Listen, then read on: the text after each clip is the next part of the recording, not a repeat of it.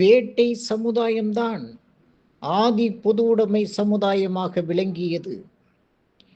காடுகளில் வேட்டையாடி விலங்குகளின் ஊனை புசித்த காலங்களில் குடும்ப அமைப்பு உருவாகவில்லை.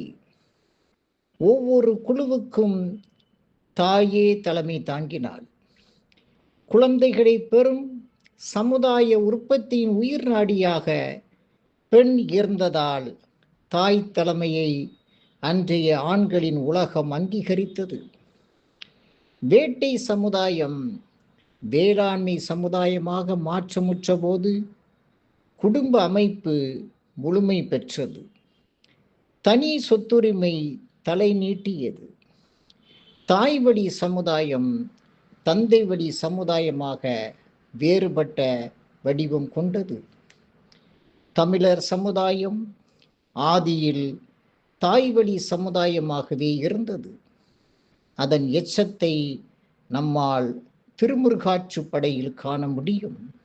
முருகன் கொற்றவை சிறுவன் என்றும் பழையோர் குளவி என்றும் தாயை முதன்மைப்படுத்தியே பேசப்படுகிறான்.